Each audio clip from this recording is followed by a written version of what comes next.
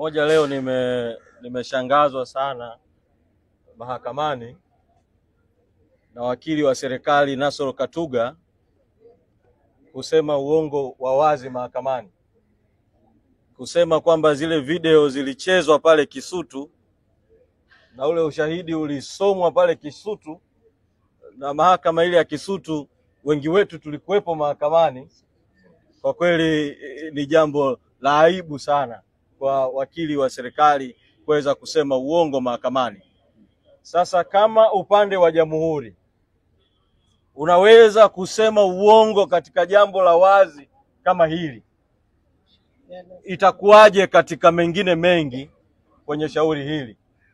Ndio maana sisi tumekuwa tukisisitiza toka mwanzoni kwamba mashtaka haya ya uhaini juu ya mwenyekiti Tundu Lissu hayana mashiko yoyote, na tumekuwa tukiushauri serikali chini ya Rais Samia na mwendesha mashtaka DPP na mamlaka zote zinazohusika ziondoe hii kesi mahakamani ili kuficha hiyo aibu na kukwepa kulazimika kusema uongo mbele ya mahakama.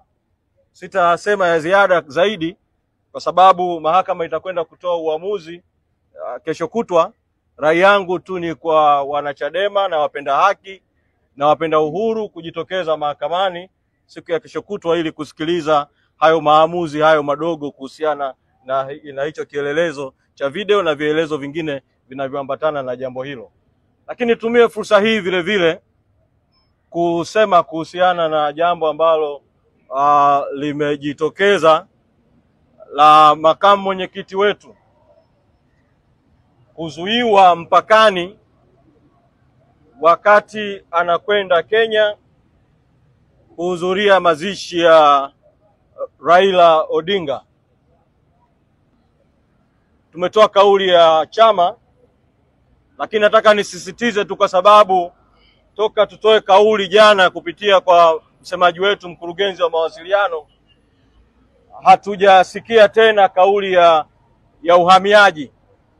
Manake uhamiaji walitoa taarifa isiyokuwa ya kweli kwamba makamu mwenyekiti Mheshimiwa Heche amevuka mpaka kwenda Kenya kinyume na utaratibu, wakati ukweli ni kwamba wao ndio kinyume cha sheria walimzuia kwenye mpaka Hispania One Stop Center, Border Center, kuvuka sasa kuingia Kenya, na sio kumzuia tu, wakaichukua na hati yake ya kusafiria. Nieleze kuwa kabla ya safari ya makamu mwenyekiti kwenda Kenya, ofisi ya katibu mkuu kupitia kwa naibu katibu mkuu bara Mheshimiwa Amani Golugwa ilifanya mawasiliano na maafisa mbalimbali wa idara ya uhamiaji ili kujua kama kuna kizuizi chochote cha viongozi wetu kuweza kusafiri, lakini taarifa zao zilionyesha hakuna kizuizi chochote. Lakini pamoja na kutoa hizo taarifa za kwamba hakuna kizuizi, makamu mwenyekiti alipoanza safari na kwenda mpakani akazuiwa na pasipoti yake kuchukuliwa.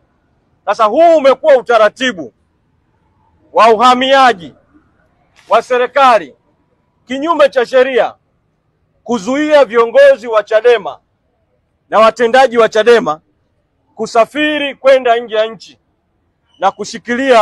na kushikilia pasipoti zao. Mheshimiwa Heche ni kiongozi wa 4 kuzuiwa.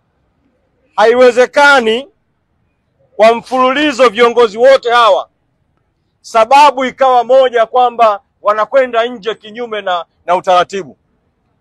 Rais Samia, na pamoja na kuwa ni mgombea wa CCM, lakini bado ni rais aliyoko madarakani kwa udhaifu wa katiba yetu.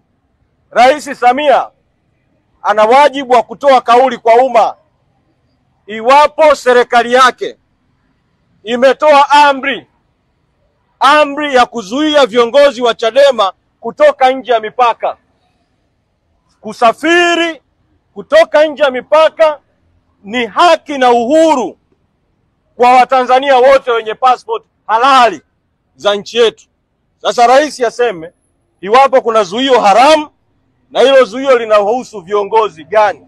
Lakini katika hatua hii nitoe mwito kwa jeshi la uhamiaji, idara ya uhamiaji, kurejesha pasipoti ya makamu mwenyekiti na kufuta hiyo kauli yao walioitoa hadharani ambayo haina ukweli kwamba alikwenda nje ya nchi kinyume na utaratibu. Nihitimishe kwa kusema vile vile kwa wanachadema nchi nzima na kwa Watanzania. Kuna jambo linaendelea hivi sasa la kamata ya viongozi wa Chadema katika maeneo mbalimbali ya nchi na kuwashikilia. Kule Kagera takriban viongozi 7 wamekamatwa na bado wanashikiliwa kinyume cha sheria, nje ya haki za kisheria. Tumekwisha elekeza mawakili wetu, kurugenzi yetu ya sheria, kuwasiliana na mawakili wengine walioko Kagera ambao toka viongozi